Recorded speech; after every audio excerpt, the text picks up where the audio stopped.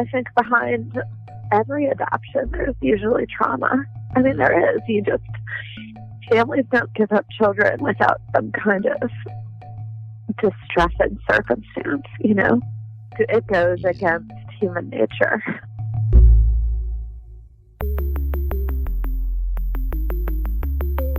Who am I? Who am I? Who am I?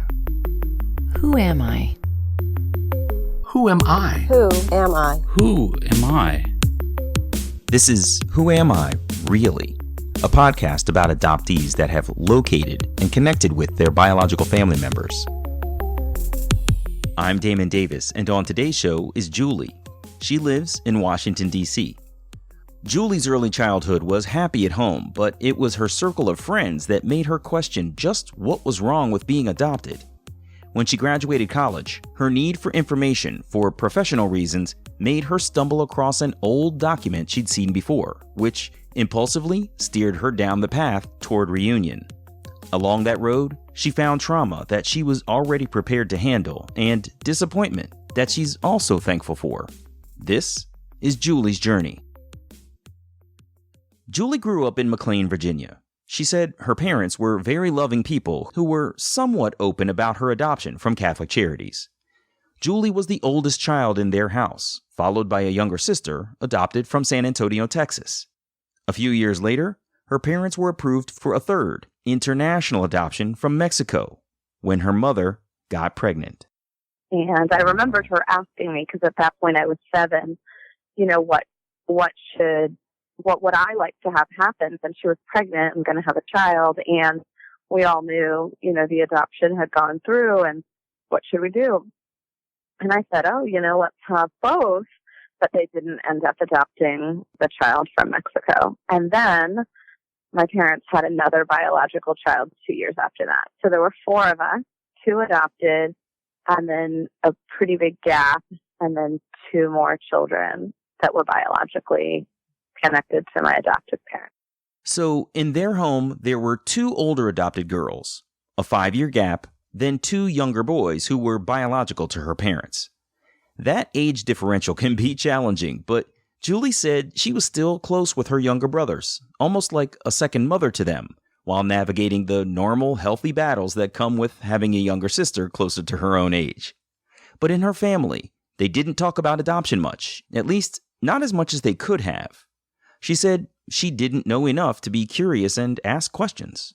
If I brought it up, they would have talked about it, but most of it would be their anxiety about me being upset, right? It was like they definitely wanted to shelter me from that. And so it wasn't really talked about, hardly at all, unless it was like more factual. Like I had this fact sheet about my biological mother and father that had their age and their weight and their height and their interests and their nationalities and stuff like that. I always had that. This fact sheet wasn't comprehensive at all. It only spoke of her birth parents in generalities, far less than what her actual non-identifying information would have. Julie's parents let her see the document, and she knew it was in a file if she ever wanted to review it again. What's interesting is the concept of adoption and its perception among her friends and in the community was the more challenging piece for her growing up. And I would say the bigger impact on me as I understood it growing up was in school and with peers and things like that. Mm-hmm. The idea that I was adopted, I didn't know other people that were adopted. Like there was this one family in our church that had clearly adopted a child because their child was Black and they were white, that type of thing, like an international adoption. Mm-hmm. But I didn't even really know them. I could just see them across, like, you know, we were part of a pretty big church. So I really, aside from my sister, didn't know anyone else adopted. Although, like, looking back, there probably were other adopted people. I just didn't know that. But I definitely knew when we did, well, first of all, every time I went to the doctor and they would ask questions about health history, those types of things, jokes like other kids would say about being adopted was basically equated with being unwanted or kind of defective, actually. Mm-hmm. Like it was like an insult you'd say to someone. if I would say I was adopted, most of my friends didn't want that to be true, mostly because they liked me. You know, they're like, that's not true. I'm like, no, it is true. They're like, no, because they, I don't know, I guess they thought I was normal and nice and kind, and that couldn't be what an adoptee looks like or something. I mean, they never said that, but I just know they didn't want me to be adopted. So that was, I don't know, that was hard. In 5th grade, Julie had one special best friend. They were both little tomboys, and they played all kinds of sports together, usually the only two girls in the mix with the boys. At school, the kids were learning about dominant and recessive traits. Their assignment was to note their mother's eye color, their father's eye color, and the kids were supposed to use a chart to pick the probability of their own eye color. And the teacher picked mine as an example. Like, she was like, let me have one as an example. And she showed what I had written. Well, of course, I guess I had that fact sheet, but at that age, I didn't know that info. So I just put down my adoptive parents' info, and my friend, so this is in front of the whole class, does the whole thing. And she was just being like scientific, I guess. You know, she was like, but wait a second, that's not relevant. This whole discussion is not relevant because this is not her biological line. And I remember just feeling so embarrassed that she said that, even though it wasn't mean-hearted. It was like more trying to understand the truth or get to the factual piece that the teacher was trying to teach. But I was like, oh my gosh, like kind of horrified. I didn't keep it secret from people, but I wouldn't announce it like that in front of, 25 kids. When Julie finished college at 22, she was traveling a lot for work as a consultant in systems engineering, and she needed documentation to update her passport. She left her home in Washington, D.C. to visit her parents in McLean, Virginia to pick up the info. The info she needed was stored in the same file as her adoption documentation. Yeah, I don't know. I guess my life was feeling more settled. Like, I had a job. I was an adult. Maybe I had a little more bandwidth for it. But when I opened that file, I was like, and it was on letterhead, and it said Catholic Charities and had the address and phone number. And just like that, without thinking at all, I called the number. I guess I was, if you've read any of the adoption literature, like, I was the quote unquote good adoptee, right? Like, I performed really well at everything. It was super anxiety driven, right? Because I think somewhere in my mind, I thought, if I'm like perfect and do everything well and don't bother anyone and people like me, then I won't be given up again. And so I was that kid. And my sister, although she didn't like become a drug addict or any other thing, was like much more volatile and like would do kind of volatile things. And she was like difficult, although, she went to college and all that stuff, but she was just a lot more challenging and combative. With some regularity, she would scream at my parents, "You're not my real parents," or like, "I'm going to leave," or stuff like that, where I even remember as a kid saying, "Oh my gosh, you can't say stuff like that. Don't you realize what they're doing for us?" Because I really felt like a charity case. Like, they're feeding us, they're clothing us. My parents didn't think that, but I obviously was like acutely aware that I was a visitor kind of thing. And so, yeah, just like that, I had never thought about finding my biological parents. I had never thought about doing anything like that I thought would upset my adoptive parents. And so I just called. On that impulsive call, Julie had no idea what to say, so she just started sharing that she was adopted through Catholic Charities several years ago. The woman invited Julie to make an appointment with a social worker who gave her more non-identifying information. It was very emotional, too, because there I am at the agency, and I feel like that was it was just an interesting moment for me. Not so conscious of the whole bigger thing, but I could, it obviously pulled up a lot of feelings. Right after Julie started talking about her feelings, I realized she expressed another set of feelings that she really hadn't explained. Take me back a little bit to your teenage years, because you said something really interesting. You said, "I was acutely aware that I was a visitor." And I didn't get the impression that your family made you feel that way. Like, you haven't said anything that has indicated that you felt othered or like an outsider or anything like that. So how did you arrive at this feeling of being a visitor in your home? To be honest, I think, like, I look back on that moment because I know that I told my sister that. Like, I know that those words came out of my mouth, like, that kind of idea, like, that the food and the shelter and all that stuff was like a charity. But I think it comes from a bigger, I don't think it was what my parents were doing. I think it comes from the bigger cultural context of what it means to be orphaned and then taken in by someone else. And because the dominant, that's all I can conclude, because no one overtly said that to me. It was more the other types of things that I'm mentioning to you about, like the other kids not wanting that to be true because it meant something. So this was a collective kind of feeling over time. I think it was more of a cultural thing about what it means to be adopted. Yeah. And that's the way I internalized it. I was born into unfortunate circumstances, and it's interesting. Just as an adult person who's been pretty active in the adoptee community for a couple of decades, that the dominant narrative isn't, look how lucky these people are that were infertile and wanted to have a baby. The dominant narrative, I think, had a lot to do with the way I had internalized my position in our culture. It wasn't my parents. Julie petitioned the courts to open her records, paid a private investigator to locate her birth mother, and they found her right away. The process continued with Julie's introductory letter being mailed to the woman's confirmed address. Then, the rest was up to her birth mother. Julie included her phone number in the letter, and she can remember the moment her birth mother called her in Florida 26 years ago. And we had a nice talk. She's super cool. Like, she was, like, really open, and I didn't know at that moment, like, how lucky I was in that regard.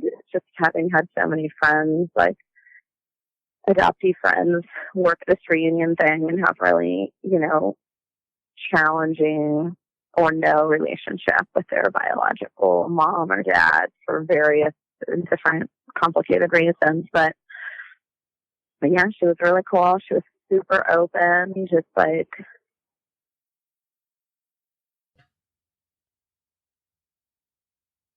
so, David, the reason I stopped is because, oh God, I think I mentioned too, she passed away this summer.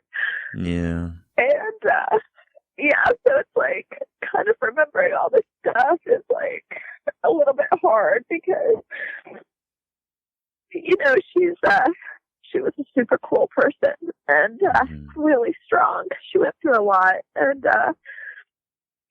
I feel lucky about that, but like also sad that she passed away just, last month, actually. Yeah, I'm sorry. I admit that I forgot how recent her passing was. And my condolences. That's really sad. It was like a week or two after we were supposed to talk the first time. So. Yeah. Wow. Her mother's death is a complicated story. Julie recalls that about a month prior, her birth mother was on the phone with Kelsey, Julie's maternal sister. On that call, she said her mother felt tired and her voice sounded weak.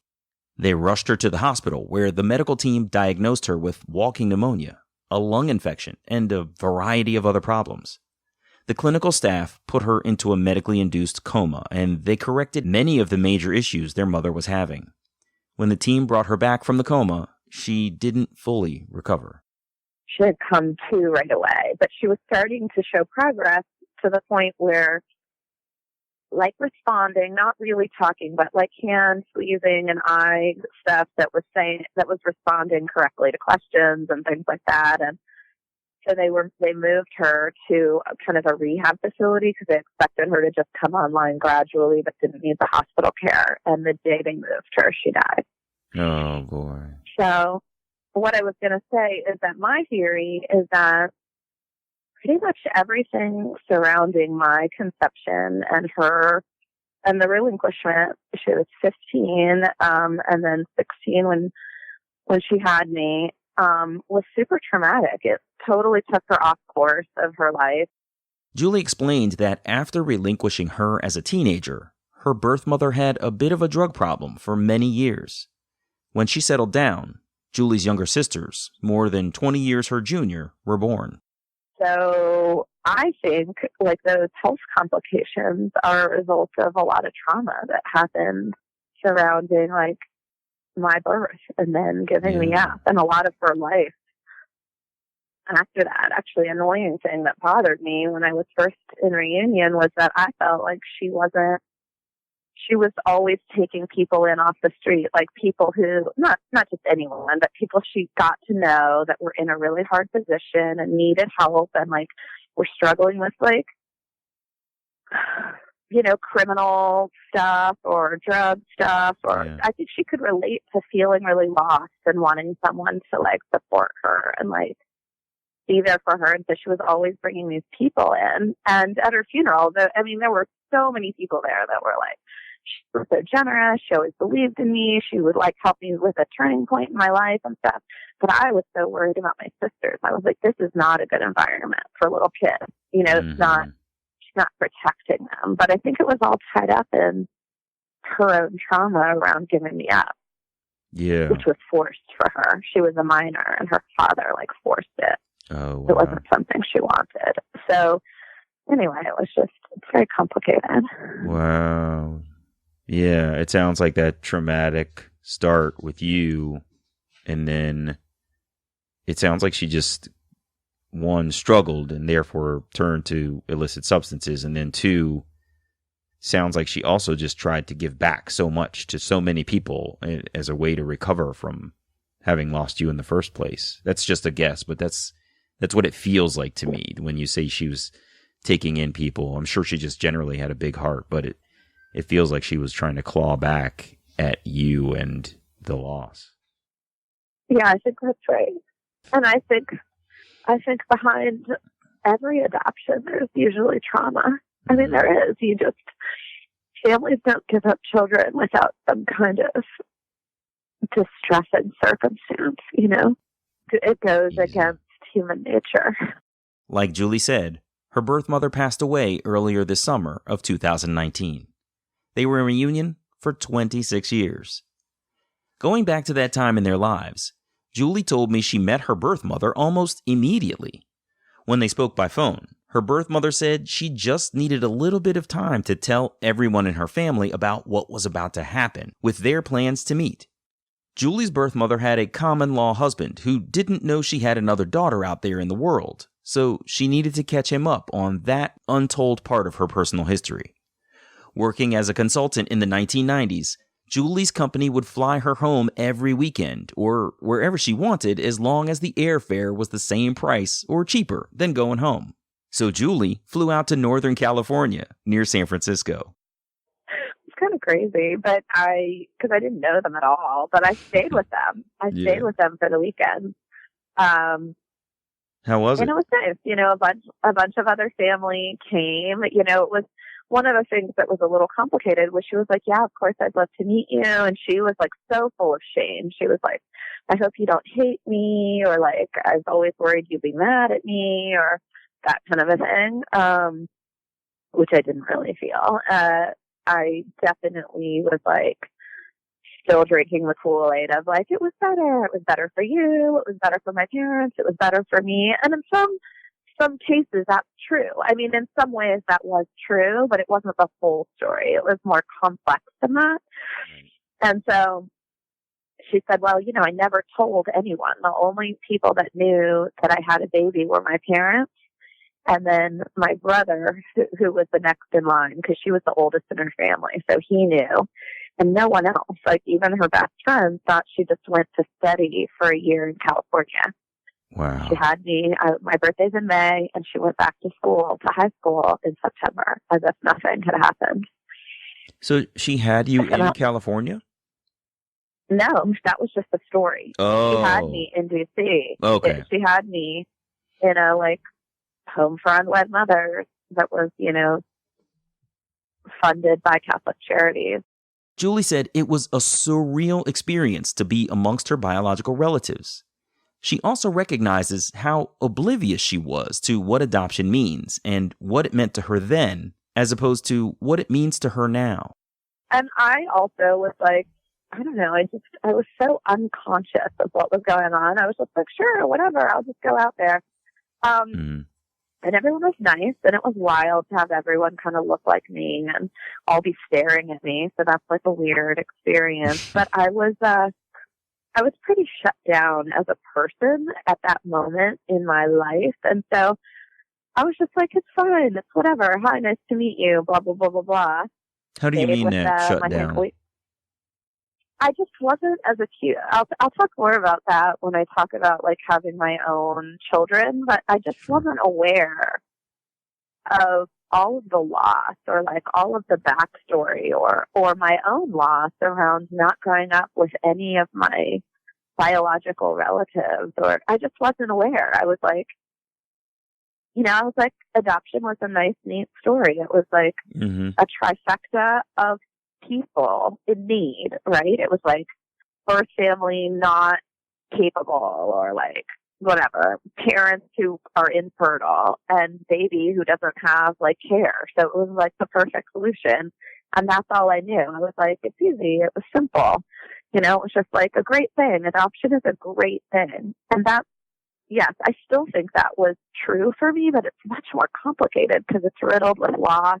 Julie referred to herself as shut down, meaning she wasn't fully aware of what it means to give birth to and relinquish a child. Fast forward 10 years after her reunion with her biological mother to when Julie had her first daughter. She asked her adoptive parents to send her own christening gown from her childhood because it was special to her, and she wanted to use it for her daughter's baptism. They sent it to me. It was super sweet with the little bonnet and the little shoes. And there was a nice note, and inside of it was a picture of me. And it was a picture the day that they picked me up from Catholic Charities. And it was a picture I had seen my whole life. It was in my baby album along with other pictures. And my mom, on the back of every picture wrote the date and what had happened and all that stuff with every picture. So I flipped it over. Keep in mind this had been in an album. And it had the date on it. And the date was well over 2 months after I had been born. And it was like the best day of our lives. We picked Julie up from Catholic Charities, and then it had the date on it.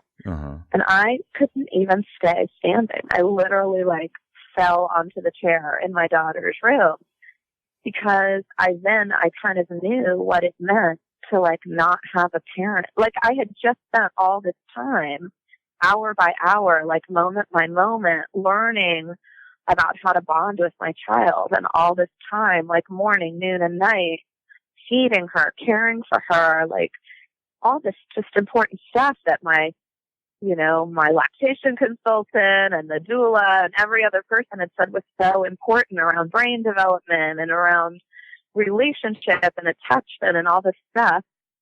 And then here's this picture that's like, yay, we picked her up. She's 2.5 months old. I was like, whoa. I compared it to what it had been like to have my daughter and what we had done in the first 2.5 months together, and picturing myself as a baby being, at that time, I didn't know where I was. Yeah. And now I know I was in a room with, 20 other babies being cared for by lots of very nice women, but not one single person. And, and my needs were one of many among many, right? And so it's just a far cry from what had happened with my daughter, and it made it come to life in a way that was very different than the story when I was a child. Babies are just like little blobs in a blanket, right? I don't know, it's just there's not much to it. Yeah. And to me, it's like you get a baby and the baby's just there, and it doesn't, any of that infant psychology or infant development was not something that was in my mind or that I was aware of. Sure. And so because I had just lived it with my daughter, and because I'm also, a student of infant psychology and had worked in trauma as a clinician, because I went on and got my master's and my PhD in social work after that kind of engineering and working for a couple of years. And so, it was just very, I don't know, it just came to life in a much different way. And more importantly, in a sensory way, I was like, whoa, it just hit me so hard. Early in her clinical career, Julie worked at a rape crisis center here in Washington, D.C. She worked heavily with sexual assault and abuse. So it hit her that perhaps she should tread lightly when asking her birth mother how she was conceived. Julie knew that back then her birth father was a hot guy from another school that her mother dated only briefly one summer. She also knew that her birth mother pretty much hated her birth father, and he didn't know Julie existed. I remember this one conversation. She basically said that she was like, well, I was a virgin, and put it this way, like, after we had sex, I never talked to him again. So she said it in like an ownership type way. And I was like, was that something that you wanted to have happen? And she was like, no. And so I said, oh, so you were raped? And she's like, well, I wouldn't put it that way because I liked him and we were dating and stuff like that. But she was. I mean, she was date raped, basically.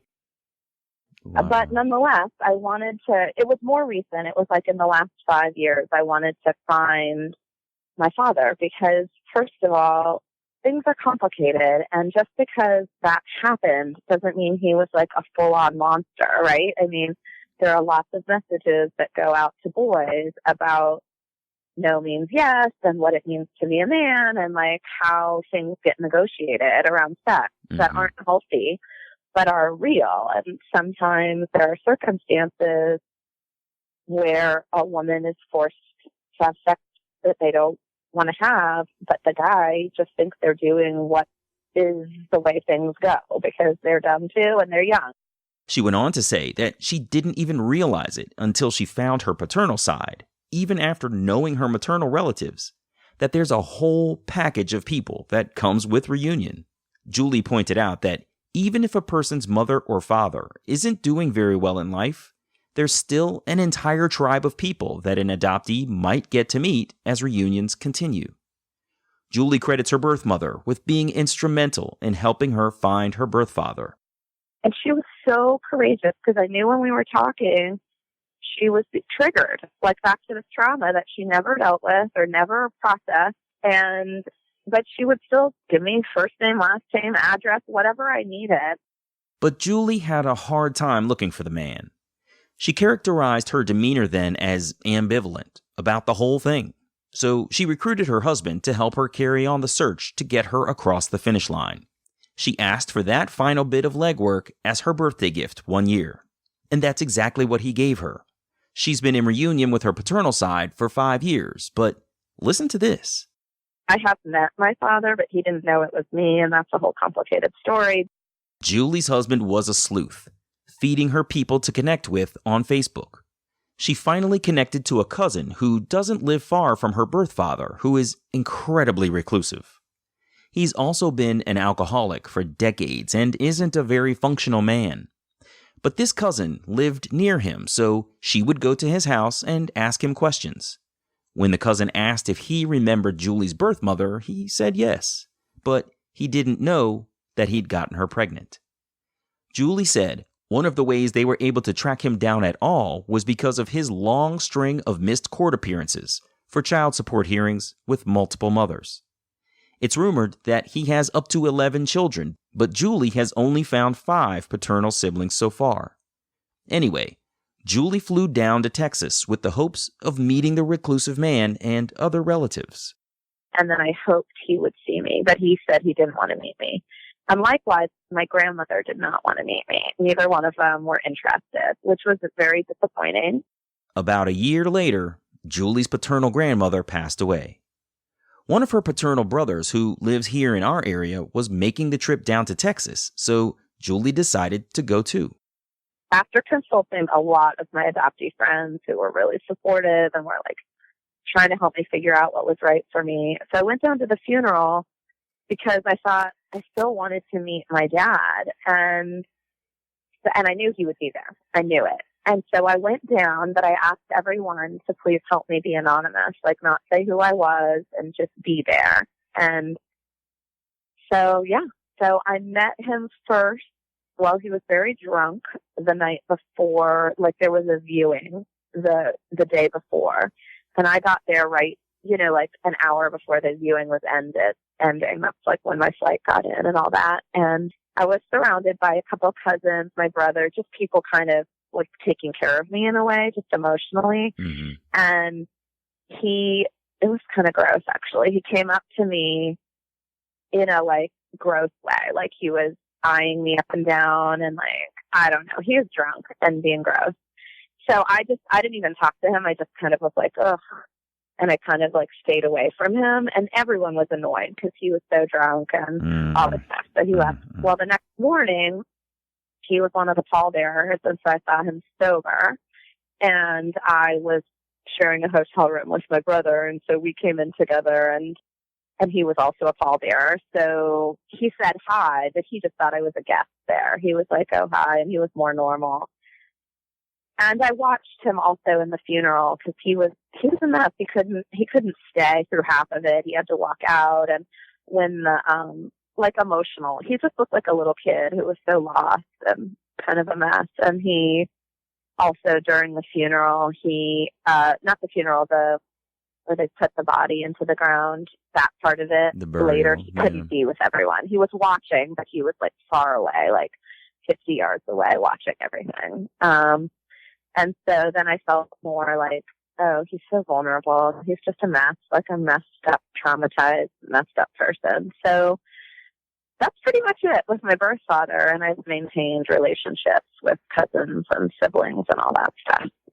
So messy. How was it? Do you sometimes you're glad you did something. Sometimes you kind of wish you hadn't. Where do you lie? Where does it lie with you that you've met him? Glad about all of it. Yeah. I'm glad about all of it. Mm-hmm. I mean, it's just so grounding for me. I feel like, of course, this like relationship that I have with my maternal sisters is great. And I have some siblings on my paternal side that I don't really care for that much. We don't really click, but the two that are here locally, I really like a lot. There's a social thing we're going to go to in a couple weeks that we always do each year together. And I don't know, it's really nice. But also, even the bad parts, the trauma stuff or the parts that I wished weren't there or the qualities in certain people that I wish weren't there, like it all helps me feel more settled, like I'm on the planet. Like these are people that this is my story, and even the bad parts or the parts that are hard to digest help me feel more grounded. Today, Julie's work is focused on psychology and clinical practice, basically developing an expertise in trauma, what it does to us, and how it shows up in our lives. She said her tolerance for trauma in her life is higher because of her experiences and expertise. She pointed out that choosing the Rape Crisis Center for employment, the lowest paying, least glamorous of the offers she had at the time, is something she's so glad she chose to do because it prepared her for part of her own story. So I asked Julie to tell me a bit more about her work these days. Since 2010, Dr. Julie Lopez has run the Viva Center, focusing on mental health. You may have heard her present as part of the Healing series on another podcast, Adoptees On with Haley Radke. We specialize completely in nonverbal therapies. So everyone's master's, PhD level licensed practitioners, but our niche and what we're known for is all of these clinicians that have done postgraduate training in body or brain-based therapies. And it's been really beautiful, and I feel like a lot of it is tied into my personal story as an adoptee and my own personal therapeutic journey to move symptoms that I now feel are totally related to my experience of being adopted. I just didn't know it at the time, like in my early 20s and so on, but it's what introduced me to brain-based work. And it's all that stuff, how I said it hit me so hard what my 2.5 months might have looked like as different than my daughter's 2.5 months, right. And how that might have influenced me, because I struggled with vertigo, like debilitating vertigo, which cleared up in one session because I was doing one of these brain-based therapies. Like I was having it done for me. It had kind of been introduced into my life. And there's been other like major relationship struggles I've had, like not trusting other people, pushing people away, like pretty much being a lone ranger, that type of thing. And self-esteem things, like really working to follow my own path. Like that move was so hard for me to go back to school and do a different type of profession that wasn't as like revered or cherished in our culture. And, but it was right for me. Like some of those types of things where I was pulling the control back into myself instead of always scanning for other people and making sure it was right for them. I mean, you could call it codependency or that type of thing. There's clinical terms for it too, but having an external locus of control, that's been my therapeutic journey. And then now I have the center where it's really focused on the very types of therapies that really do amazing work with injuries that happen before we're conscious, which is the age of 3. That's when I could get really nerdy right now, but for the purposes of the story, there's something in your brain that develops at that point, which makes memories more conscious. It's typically around the age of 3, but anything that happens before that still affects your human system, but there's no conscious memory of it. So it's why a lot of times people who have early trauma feel broken, or they just feel like they're defective, and they don't realize there's actually experiences that they may have had that have created mapping in their system, right, that's still affecting them today. Unreal. Yeah, actually, hey, I'm going out to, have you ever been to one of the AAC conferences, or no? No, American I haven't Adoption yet. Congress? No. Yeah, well, there's the next year in San Diego. I'm going to be one of the keynotes. Oh, that's awesome. So, fantastic. Yeah, so that'll be fun. I thank you, Julie, so much for taking time this morning. This has been amazing. I really liked hearing the fact that you've sort of identified not only with your own journey, but how you needed to personally and professionally sort of invest in the kinds of therapies that are going to be beneficial both to yourself and to other people. So thank you for your work and thank you for your time today. Yeah, no problem. It was great to be on here, and thanks for having me. Oh, of course. My pleasure. I wish you all the best. Cool. Thanks for having me, David. Yeah, Take no care. problem. All the best. Bye-bye. Bye. Hey, it's me. Julie's story was fascinating, partially because her work in a rape crisis center prepared her for how to navigate her birth mother's prior trauma at the hands of her birth father, and later when she had to relinquish Julie. It kind of reminded me of Jenny's, aka Cammie's, volunteer work, which prepared her to meet her birth father when she found him homeless and drug addicted. It's really interesting that our lives sometimes prepare us for experiences we're going to have later. I was struck by the moment when Julie received her own christening gown and saw a picture of herself months after her birth. She had one of those deeply impactful moments when an adoptee sometimes realizes that they were, at one early point, in between somewhere, not with their birth mother and not with their adoptive parents yet. They were just out there alone for a while. You should check out the Viva Center online at vivapartnership.com, where you can learn about the practitioners, their training programs, and commitment to changing the face of what mental health looks like in the community. You can also check out Julie's book, Live Empowered, on Amazon.com. The book is really about performing at your best, whether it's in work, in relationships, or in your own life, and that there's this great way to really move through obstacles if you have any of them. I'm Damon Davis, and I hope you'll find something in Julie's journey that inspires you, validates your feelings about wanting to search, or motivates you to have the strength along your journey to learn. Who am I, really? And hey, don't forget to leave a rating for the show wherever you get your podcasts. They mean a lot to me, and those ratings can help others to find the podcast too.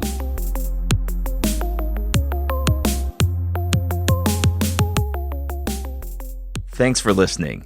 If you're interested, you can find Who Am I Really? An adoptee memoir on Amazon.com. And like I always say, I hope you'll find something in my story that inspires you, validates your feelings about wanting to search, or motivates you to have the strength along your journey to learn. Who am I, really?